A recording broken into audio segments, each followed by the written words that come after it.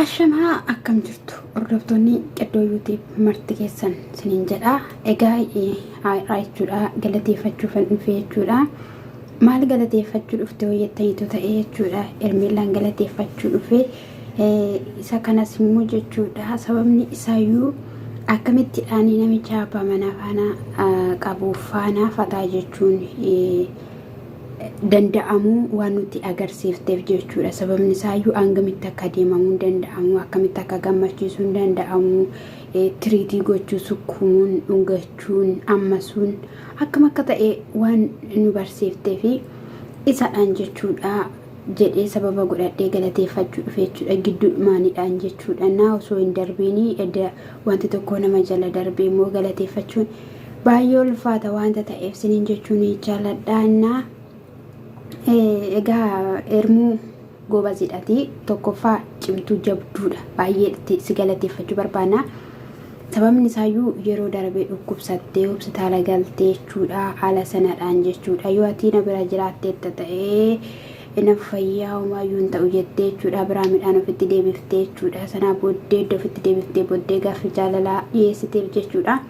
Isa ammaa kana irratti immoo garaa kee kutattee jechuudha. Gixxim gootee hidhachuun kee kuni wanti kana caalu hin jiru. Maaliif innaanni dheengaddasuma dhugumaat akkas jettaa garaadhuma keerraayii jettee dallanteetuma gaasi dhiibaniituma achi deemtee jechuudha. Akkasuma illee ganama immoo yaada haaraa sammuu haaraadhaan bareeddee na kutulee uffattee dhuftee bakka kanadha jechuudha. Akka yeroo darbe sobdee ati kuftee sobdee dhukkubsataa taatee hospitaala galtee mataa kee hidhattee boochi maraattee haala sanaadhaan gaggabdee lafa dhooftee shinti beetiyyuu Abiraamsi seensisee ajjeesi baasee ol si galchee hanga sanaatti jechuudha. Achi booda immoo Abeelii waraqatatti hospitaala ishiin seentee fidii jennaan fiduu didee achi booda immoo baqqaayii garaatti baatti jedhamee waraqani waan ta'e asiif achi deemaa ture. Kasaa booda immoo ati wanni taphachuutti deemte jechuudha. Maal jedhama maqaan isaa ispoortii sana rukuttee balleessuu borcii kee kaattee achi booddee ruutiyyeen immoo waan deessiif xiqqoo borciin irra jira waan ta'eef borciin yoo irra jiraachuu baate irratti Abiraam na jaalata jettee borcii gala sanadhaan balleessite jechuudha. Achimmoo booddee jechuudha. Shebbiin kee baay'ee bareedee an akka dukkatteeyyuu baay'ee na dhibee ture jechuudha. Baay'ee tokko yaada ture bakka baay'ee tokko jechuudha. Hangana kan jedhamne koon hordoftootatti himaa ture jechuudha. Haala sanadhaani sana booddee bakka gali jedhanii si galchanaan immoo akkamittiin hin galaree akkam ta'een galaa ingalamu waan baay'een baasee gatii baay'een baasee wacii baay'een baasee haala kanaatti sifaana tahee sifaana dadhabee si gammachiisee si boqochiisee haala garaagaraadhaan akkati kolfutti si godhee akkati gammaddu si godhee bifa keeyyuu dhufatti si deebisee bukkuriyyuu funyaan irratti si baasee innaa wantoota garaagaraa kan sirraa guna taasisee bifa jaalalaa jakeerranatti mul'achuu jalqabee jettee jechuudha. Achi booda bakka kanadhaanis immoo waan akkana gootee abbaa manaa namaa maalidha kansaa akkas gootee jechuudha. Gammachiiftee haala sanadhaanii bakka gara abaadha manatti deebi'u osoo hin taane gara keetti akka deebi'u waan gootee fi waan ofitti deebifteef galatoomii. Ruutaan immoo waan dhuftee afaan kee keessaa buttee gara ishiitti deebiftee fi guddaa galatoomtu.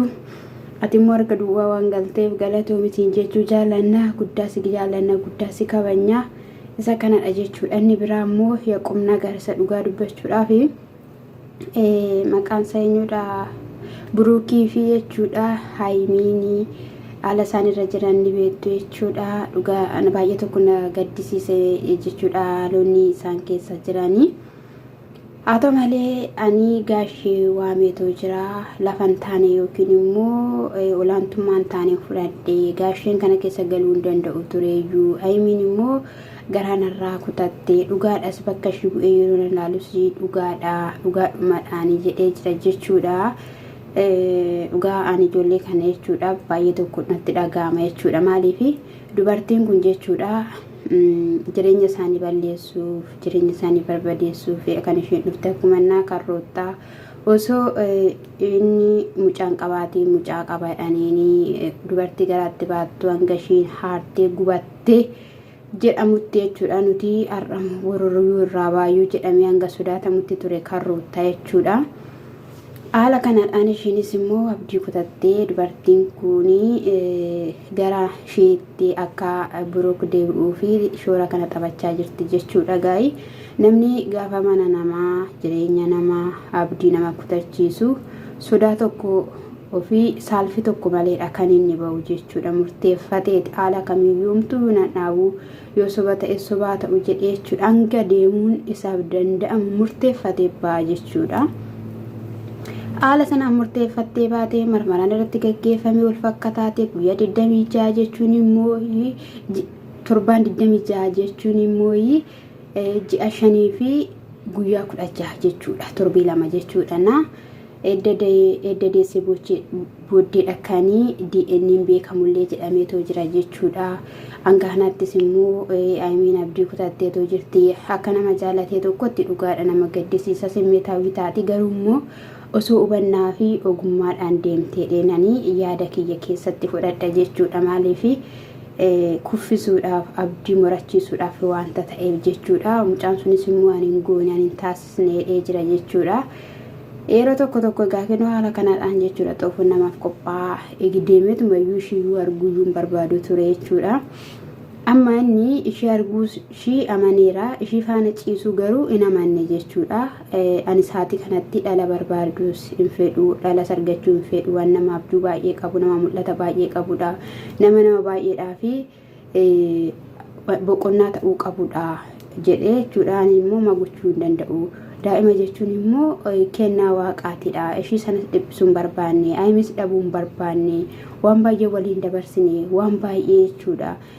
Bu'aa baay'ee dhufnee as geenye yeroo akkana ta'umu baay'ee tokko na gaddisiisa jedhanii achi booddee gaasheen dhufanii jechuudha. Haala baay'eedhaan haasofsiisanii maa'inneennaan mucayyoon dhuftee akkasitti dhaanii garaatti naafe jettee Aimiinis immoo nafana ta'uu diddee adda baanu malee jettee qalabatii fuutee natti kennitee isa kanaaf iyyuu maa'inneennaan Aimiidhaanii dubartoonni baay'een dhufanii ani ulfaayira yoo jedhanii yoo ta'e ati akkam taata boruun eessatti kuftadhanii jechuudha. Gaasheen immoo beektu yoo ta'e baay'ee birookidhaan ni jaalatu jechuudha. Baay'ee tokko jechuudha hin bashannansiisa waan baay'ee illee jechuudha. Na bicha dhiphina sammuu keessa galeetu jira. Ishiinis illee bakka abdii kutatteetti amantiillee bakka sarraa qabdullee jechuudha. Keessaa du'eera jechuudha akka ishiin jechaa jirtutti. Enna bakka ani dirqama algaratti sin arguu yookiin immoo ansoolaa yeroo ol qabamu si arguu hin qabu. Ennaan bakka wanti ta'uu hundumtiyyuu amma mucaan dhalatutti wajjiniin ta'aati sana booddee biroo harka keessa jira wanti ta'uu hundumtiyyuu hin taadhaan jechuudha. Gaasheen ishiin immoo lakkiin barbaachisu akkana caala miidhamuun barbaadu boo'eera haalaan ani keessa dabarsaa ture argiteetoo jirta. Isa kanaafiyyu en fedhu jettee achitti sangattee jechuudha kan ishiin deemteeyyuuti jechuudha. Na qoyii eessayyuun dhattu atas gabbooftu in deebitu iddootti atis immoo waan gootee ta'e waan balleessite tokko natti himi nan dhussin jedhanii jechuudha. Enna isa kana sinin jechuun jaaladha sagalee jalaan galuuf dhiifamaa enna subscribe like share gochuudhaani azirranaan jechuu keessan nafaan ta'asin jechuun jaaladha. Waan yoo jiraate wanti barbaadoo jiraate hojjechuu ko eddan fuufa sinin jedha qimamoo hojjee sukkaara waan ko baay'een sin jaaladha. Eebbifama shalom.